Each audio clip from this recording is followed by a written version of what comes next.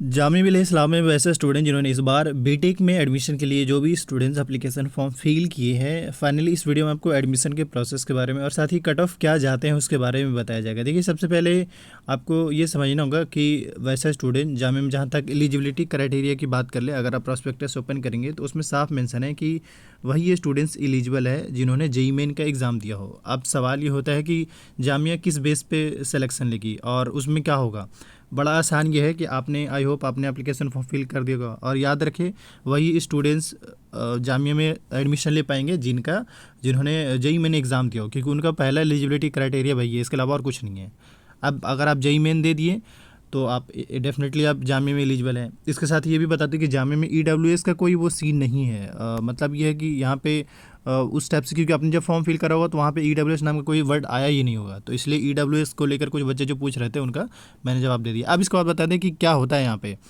Simple, आपने JEE main में जो भी मार्क्स गेन करा है, आपको ऑब्वियसली आपका रिजल्ट अभी आ गया है, लेकिन जामिया किस बेस पे लेता है। जामिया आपसे मतलब ये जो है ऐसे तो जामिया पर्सनली कोई काउंसलिंग वगैरह नहीं कराता है, समझिए थोड़ा सा।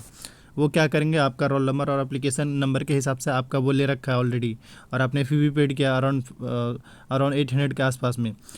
तो अब जामिया क्या करेगी फाइनली, अब जब भी रिजल्ट पब्लिश करना उससे पहले जामिया करेगी कि वो चेक करेगा। जैसे कि मान लीजिए अगर कोई सिविल का बंदा है, सिविल में अब ज़्यादा बच्चा अप्लाई किया हो, या मैकेनिकल में या कंप्यूटर में, तो वो अब कट ऑफ लिस्ट निकालेगी, और वो कट ऑफ लिस्ट जो निकलेगा वो निकलेगा कि जेईई मेन में मैक्सिमम स्कोर किसने ज़्यादा अटेंड करा है, उसको पहला लिस्ट में नाम दिया जाएगा। फिर अगर मान लीजिए कि पहले लिस्ट में नाम आया और बच्चा एडमिशन ना ले, ऐसे भी तो हो सकता है, तो इस बिहाफ में होगा ये कि उसको फिर सेकंड लिस्ट में मौका दिया, इस तरीके से थर्ड लिस्ट में मौका दिया जाएगा। तो यहाँ पे समझना बस यही कि अब आपको कुछ नहीं करना है। पहली चीज़, अब जो भी है वो जामिया करेगी। हाँ, अब जो बच्चे पूछ रहे कि काउंसलिंग का क्या सीन है, काउंसलिंग का सीन ये है कि आपको लिस्ट में नाम आएगा उसके बाद ही काउंसलिंग होगा, इससे पहले कोई काउंसलिंग नहीं है। अब ये जामिया खुद ही काउंसलिंग करेगी। जामिया खुद ही का मतलब ये है कि आपने फॉर्म फिल कर दिया है, अब जब फिल कर दिया तो वहाँ पे होता ये है कि जो बच्चा ज़्यादा मार्क्स अटेन करता है और उनके चॉइसेस क्या हैं, उसी हिसाब से उनका लिस्ट ऑफ सेलेक्टेड कैंडिडेट में नाम दिया जाता है। जैसे मैं आपको एक दिखा रहा हूँ, आप क्या करेंगे, B14 करके simple B14 list of selected candidate Google पे जाकर सर्च कर लीजिएगा, यानी क्रोम पे सर्च करने के बाद आपको ये जो फर्स्ट प्लेस पे ये जो दिख रहा है ना, ये आप इसको डाउनलोड कर लीजिए, क्योंकि ये जो है फर्स्ट लिस्ट आया था, जामिया पब्लिश किया था पहला लिस्ट पिछले साल का। इसमें आपको कट ऑफ लिस्ट भी दिख जाएगा अलग अलग ब्रांचेस का, लेकिन किसी वजह से मैं जब इसे डाउनलोड कर रहा हूँ तो मेरे मोबाइल में हो नहीं रहा, इसलिए मैं आपको कह रहा हूँ कि आप खुद कर लीजिएगा। लेकिन ऐसा नहीं कि और भी लिस्ट हैं, जैसे कि अगर यहाँ पे देखेंगे तो यहाँ पे अगेन जो है ये देखिए फोर्थ लिस्ट है। तो अभी जो हम सिंपल फोर्थ लिस्ट को ओपन कर लेते हैं, हमने ऑलरेडी डाउनलोड किया, अब हम डायरेक्ट, क्योंकि फर्स्ट लिस्ट हो नहीं रहा है इसलिए डायरेक्ट फोर्थ लिस्ट में दिखा रहा हूँ, तो आप खुद देख लीजिएगा। लेकिन समझने वाली बात क्या है, ये देखिए ज़्यादा इंपॉर्टेंट है। जैसे कि अगर मान लीजिए आपका लिस्ट में नाम आता है तो क्या होगा, देखिए लिस्ट में नाम आने के बाद ही समझिए काउंसलिंग है, उससे पहले कोई काउंसलिंग नहीं है। तो अगर आप देखेंगे यहाँ पे, तो यहाँ पे अगर आप नोटिस करिएगा तो एक तो ये डेट, मैं एक दूसरा लिस्ट दिखाता हूँ।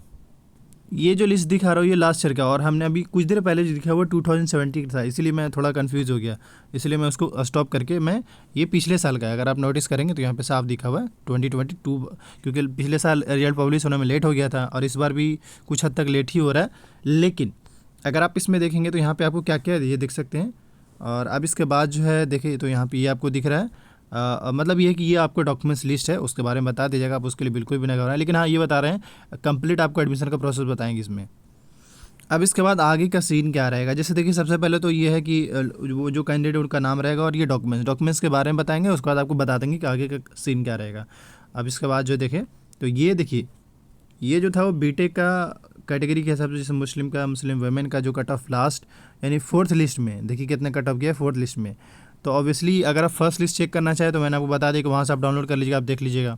लेकिन इंपॉर्टेंट इसमें ये है कि जैसे ये तो चलिए फोर्थ लिस्ट का, कुछ अपग्रेडेड लिस्ट भी है। अब ये अगर आप इसमें देखेंगे तो ये BTech in electronics and communication में देख लीजिए कि पिछले साल का कट ऑफ क्या गया है, और ऑलमोस्ट इस साल का भी जो कट ऑफ रहेगा ना, वो बस कुछ ही रैंक या कुछ ही मार्क्स का डिफरेंस जाएगा, ऑलमोस्ट वही रहेगा।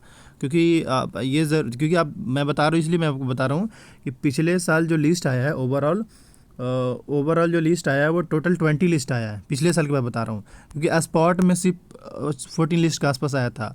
और इससे पहले 5 से 6 जो रेगुलर, मतलब ये कि होता है क्या ना कि मान लीजिए कि एडमिशन नहीं ले रहा है तो ऐसे में जामिया स्पॉट रजिस्ट्रेशन करवाती है।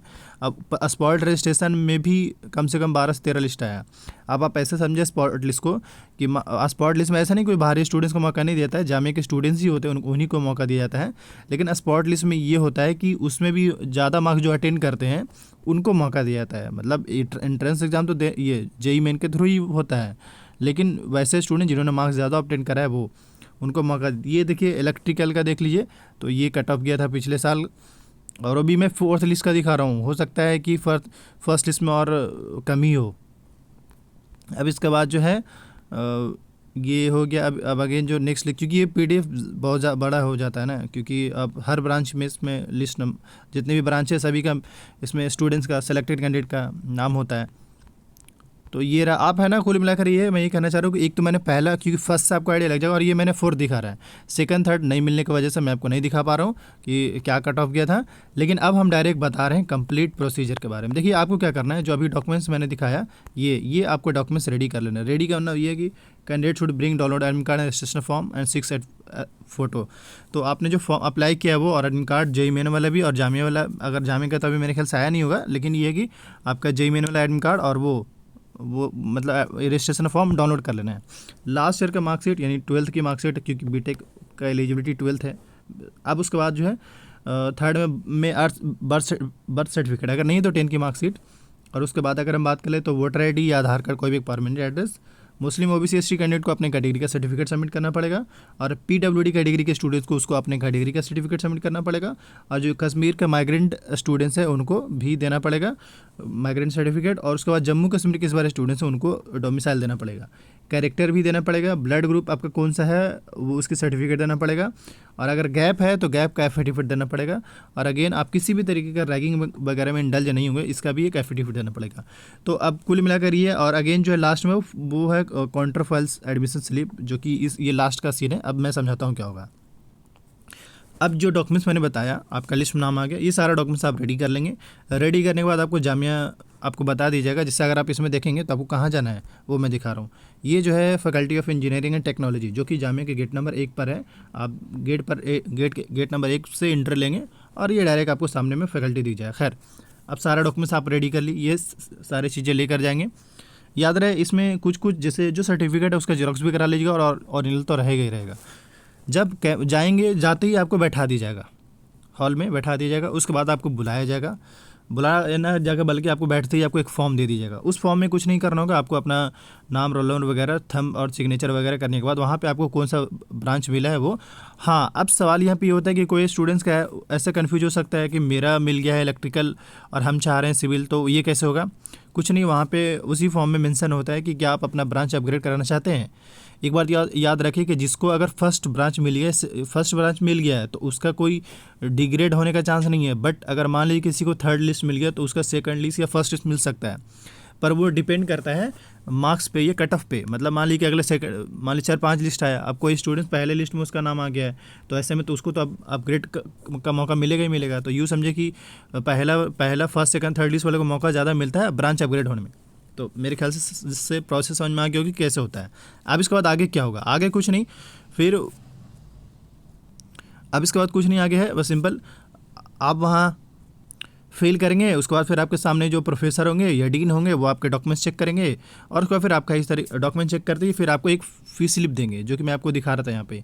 ये वाली फ़ी स्लिप एक यहाँ पे बताया जा रहा काउंटर स्लिप मिलेगा। स्लिप में आपका रोल नंबर, नाम और किस कोर्स में अप्लाई किया वो, और फ़ी मेंशन रहेगा। और ये जो रहेगा वो 4 पार्ट में रहेगा, लेकिन A4 साइज़ का ही रहेगा, लेकिन 4 पार्ट में ही रहेगा।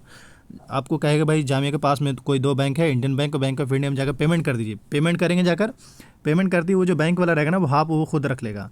अब ये हाफ आपके पास बचा, आप क्या करेंगे, इसका एक पार्ट जो है जो मैं दिखा रहा हूँ आपको, ये जामिया के जहाँ आपने एडमिशन लिया है बीटेक जिस भी फैकल्टी में, वहाँ जाकर आप सबमिट कर देंगे।